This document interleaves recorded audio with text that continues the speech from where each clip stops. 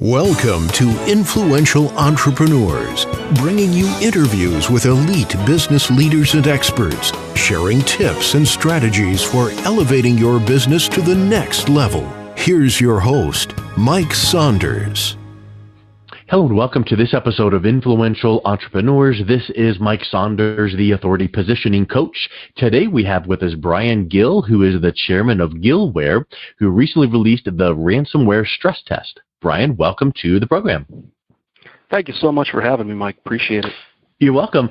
And so I know in your bio, I want to hear a little bit about your background as an angel investor, computer scientist, and then we want to touch on what is the ransomware stress test, because I think that you hear all of these things out there like hacks and cybersecurity, and I feel like a lot of businesses feel like that they are just, well, I'm not big enough for that. We don't need to worry. So I want to get into at what point should we start considering that, but give us a little bit of your background and what led you to Gillware.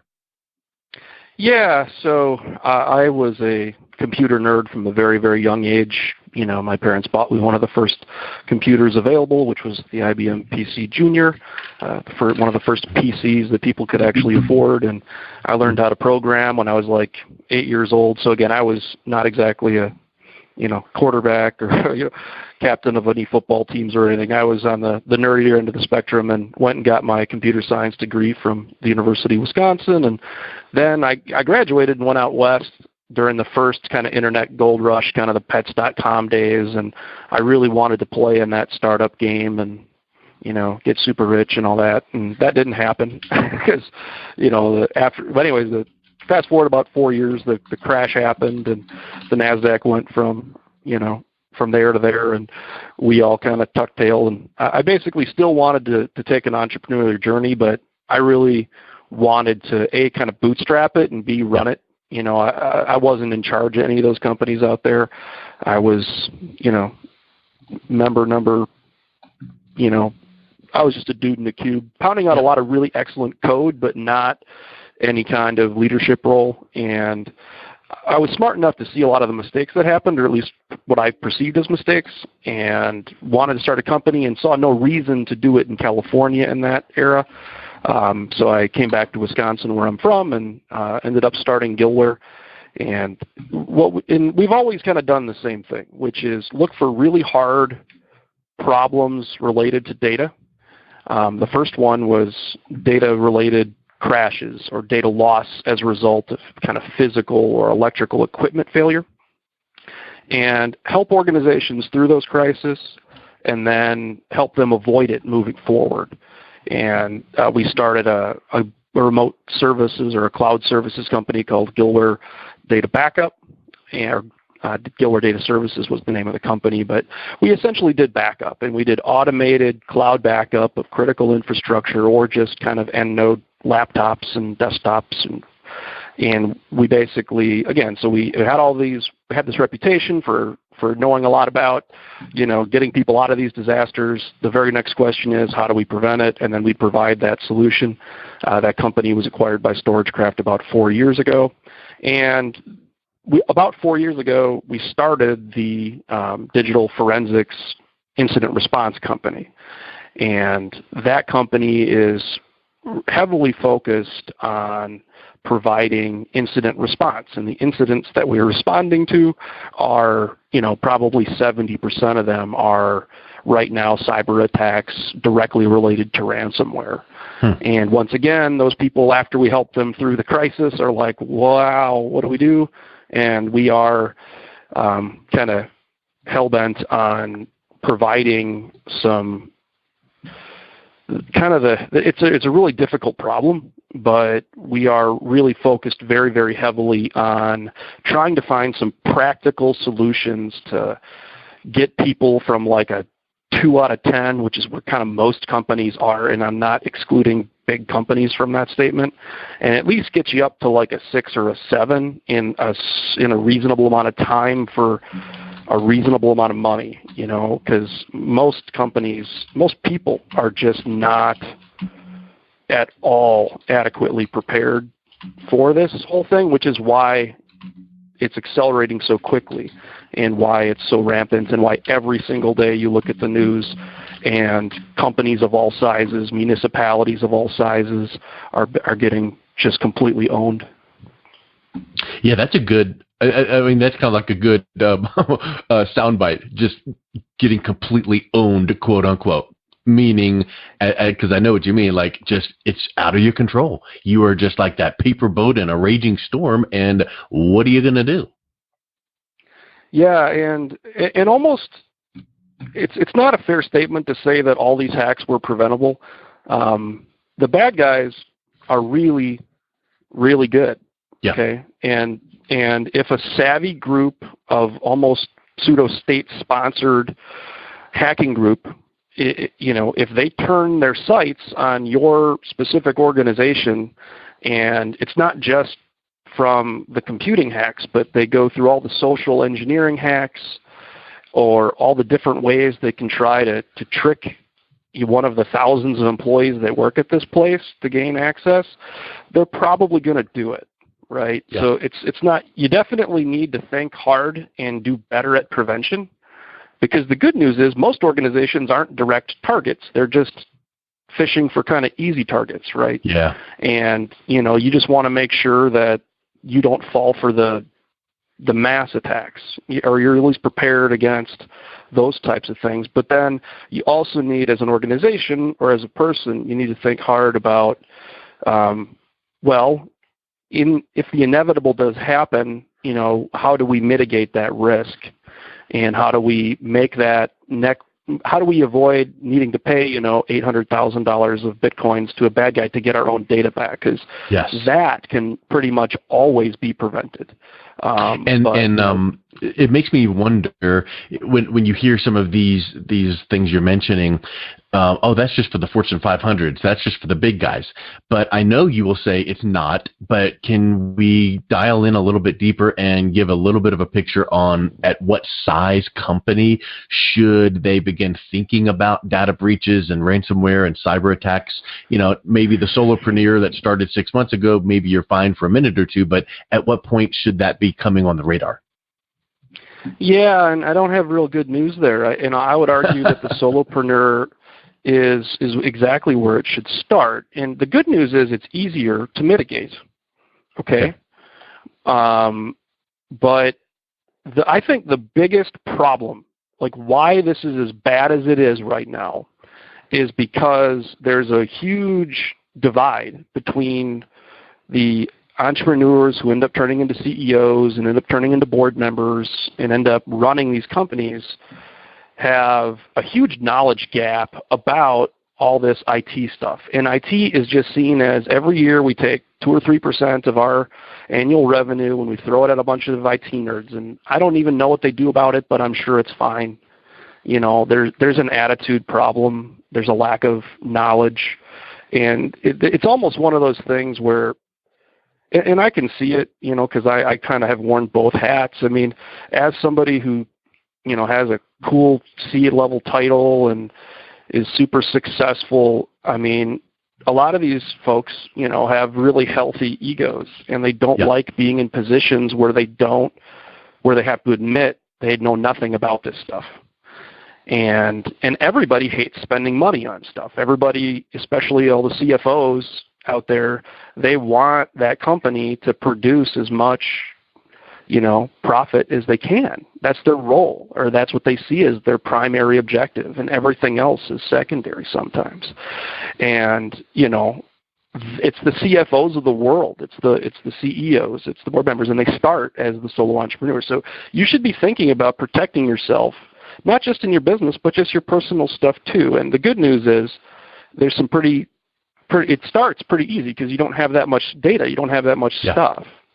So, as a solopreneur, you should go passwordless, and you should spend about $50 and buy a YubiKey on Amazon or wherever you shop. It's a little passwordless dongle that fits on a keychain that will do passwords for you. And I don't have any relationship with them. I don't get any kickbacks or anything. It's just one, and it's only one solution. There's other similar companies, but YubiKey seems like they're the most popular right now. But every website that you're on, it'll automatically either kind of help you generate a big, nasty, non-human typable password, or it will just bypass it altogether with a new protocol. And you need to have that physical key on your person to log in to your services. And of course you want a backup of that key, and you can do so. But and that gets you out of one of the most common type of hacks, which is about 60 or 70% of hacks start with email. Yeah. Okay. And one of the common ways is somebody will send you an email, and you know this person, and it'll sound like them, and it'll say, hey, Mike, I need you to go to this, read this document for this, I need you to review this revenue model or whatever on Dropbox for me. Right. And it's the type of email you've sent a million times. And they'll click on the Dropbox, and it'll ask them for their username and password, and they'll put it in. Yeah. But it wasn't Dropbox. Yeah. It was, DR0PBOX or whatever. Yep, because it looked like it had the same logo, and so it looked like it. Yeah. It looked exactly like Dropbox, and you got phished. And what just happened is you gave a bad guy your username and password, which if you're like a lot of humans, how many other platforms do you have that has the same username and password? You got it. And by the way, they definitely have access to your Dropbox. That definitely happened. What's on there that they're going to have their hands on now? And so literally, if that were to happen, because I think that a lot of people might think, oh, well, that's just frustrating, and then they move on. Well, how soon could something negative happen from that? Are we talking seconds or hours or days? What do you think in other words, do you have time to go, oh no, let me go change my password to Dropbox and let me run, spyware, malware, whatever, and I might be possibly okay. So what kind of time frame do you have?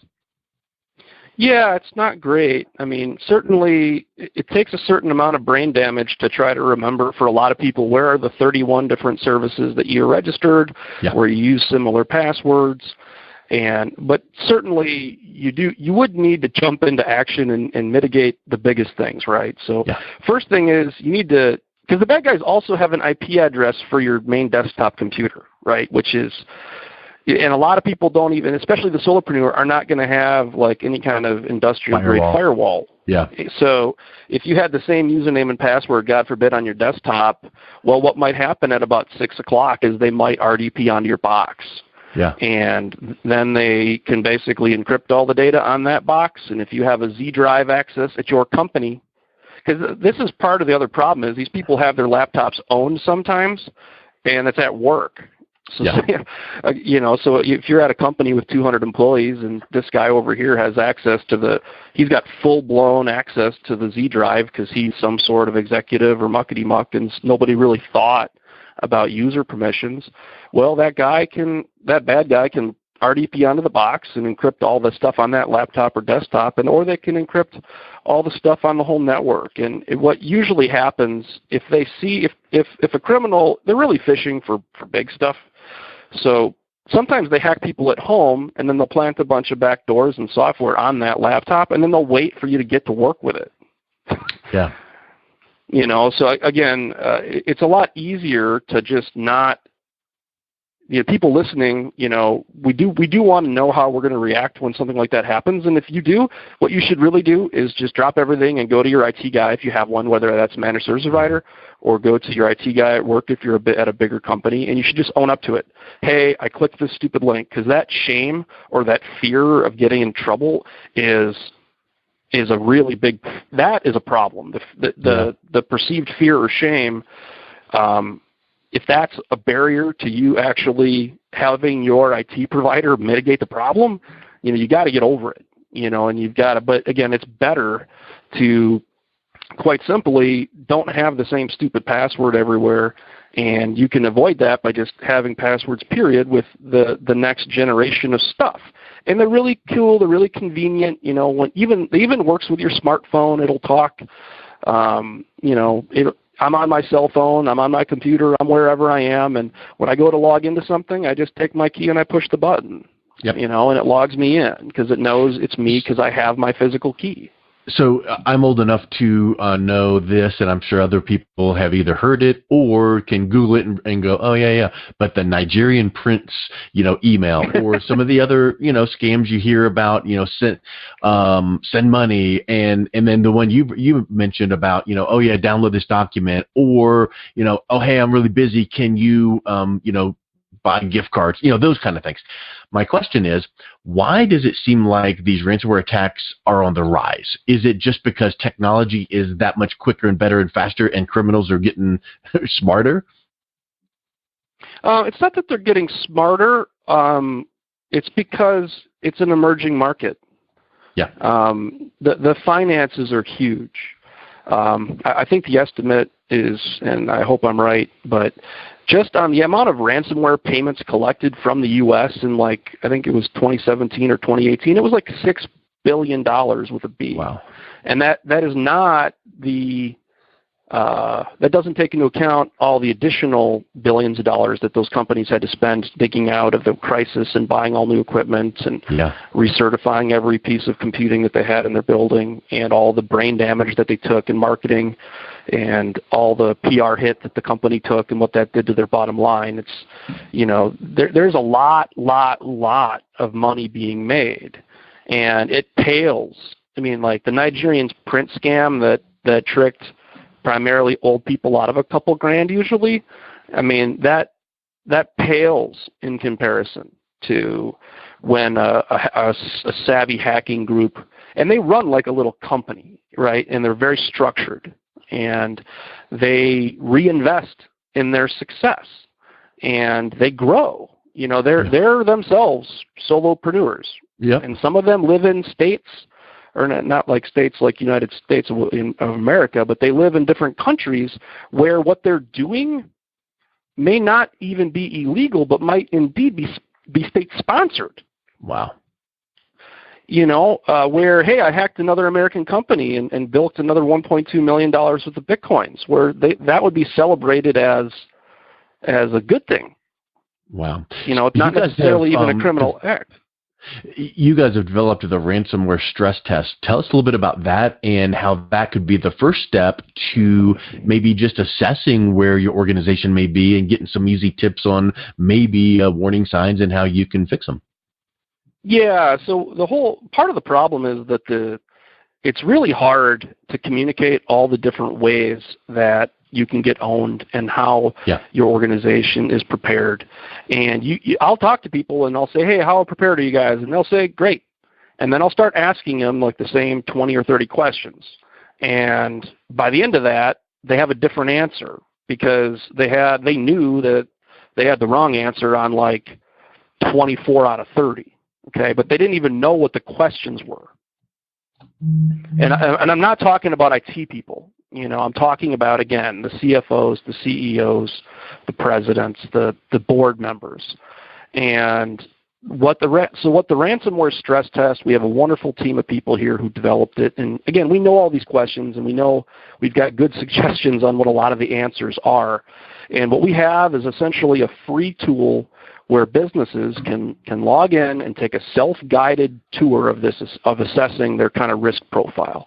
And it goes through everything from how the boring stuff, like one of the common questions I'll have, for example, is, how many computers do you have and what operating systems are they running and when was the last time they were patched and what's your patch management solution? And they'll go, what?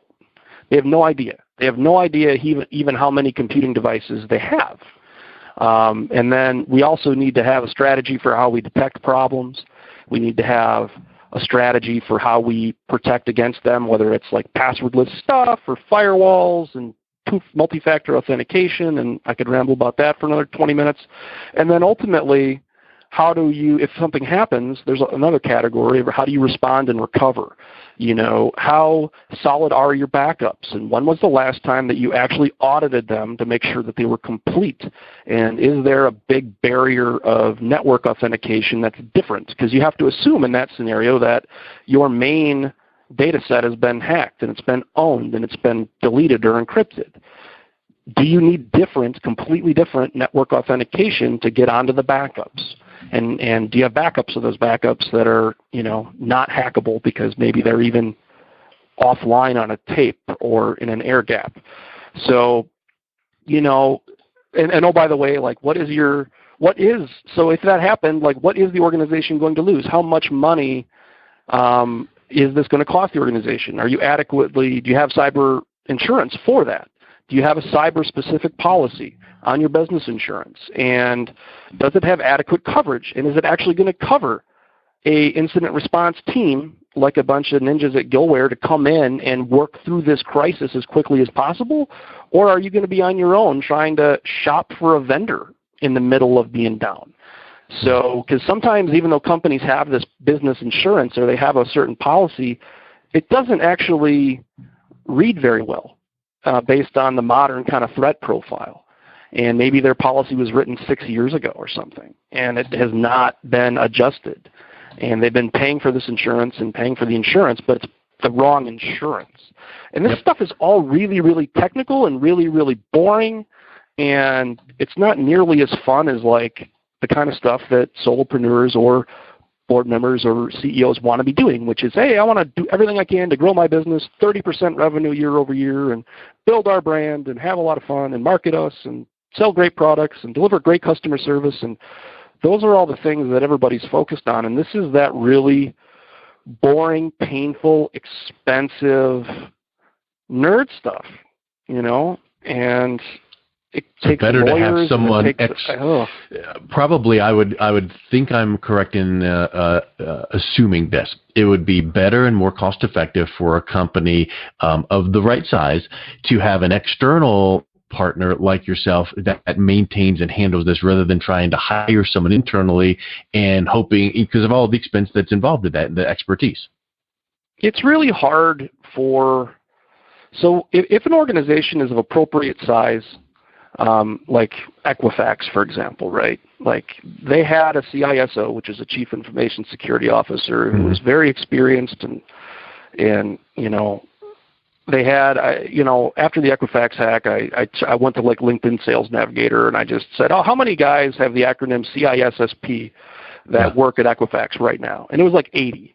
Wow. So they had like 80 people that are certified internet security professionals or information security professionals. And each one of those people probably cost a couple $100,000 a year. And then their CISO probably costs like $1 million, right? And they still lost all of it. And then got fined, $800 million or whatever it was.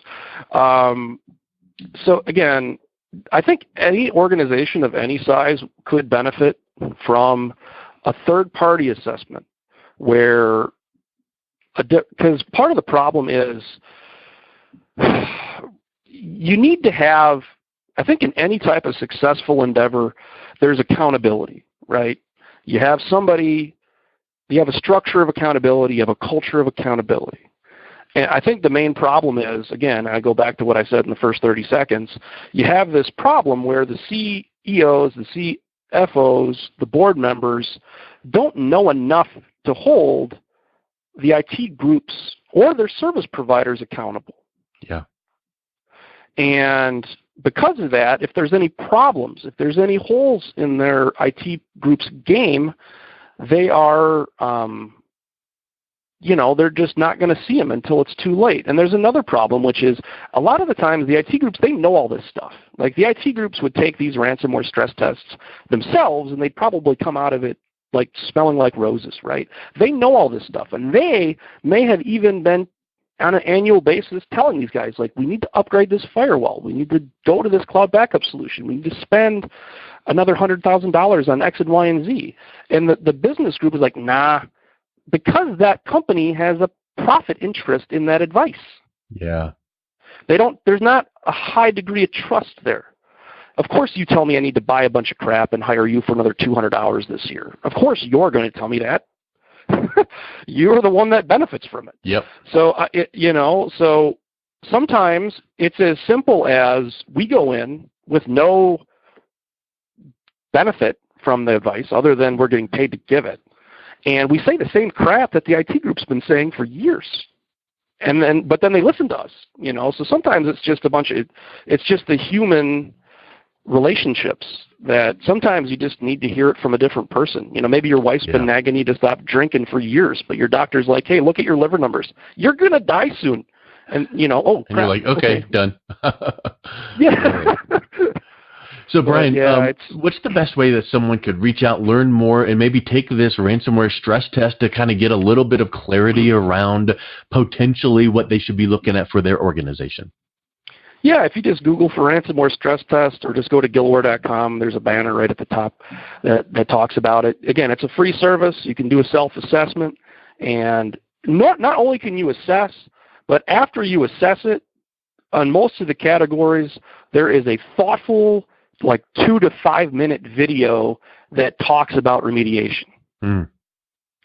So it's not just one of these things where it's a marketing gimmick and we just want to know, hey, you have all kinds of problems and only Gillware can solve it. Yeah, right. This is not that.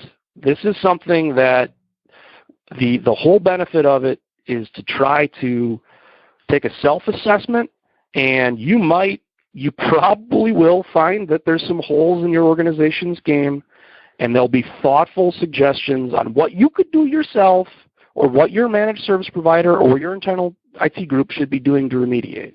Yes. And clearly, there are companies, and it's usually companies that have a couple hundred employees, where they might learn a lot and appreciate it, and they might reach out to us and say, hey, what does a risk management engagement look like? And certainly a very small percentage of people that take this will be reaching out for actually help. And what the test is it's not as good as a team of experts, either from Gillware or another risk management firm, to come in and actually get their hands and their eyes on your network and see your organization and walk through where all the risks are and do direct review of your insurance policies and things, right? That's certainly the best. But if you are a company of less than 30 or 40 people, it would be probably not cost beneficial, and it would probably be overkill. But if you have a couple hundred employees and don't have a full-time CISO, or are just coming out of a ransomware stress test type thing with pretty negative results, certainly it's just Gillware.com, Gillware. Perfect. Well, Brian, thank you so much for your time. It was really good getting to know you, your company, and how you assist people. So thanks for coming on today. Yeah, thanks so much, Mike. I really had a lot of fun. You've been listening to Influential Entrepreneurs with Mike Saunders. To learn more about the resources mentioned on today's show or listen to past episodes, visit www.influentialentrepreneursradio.com.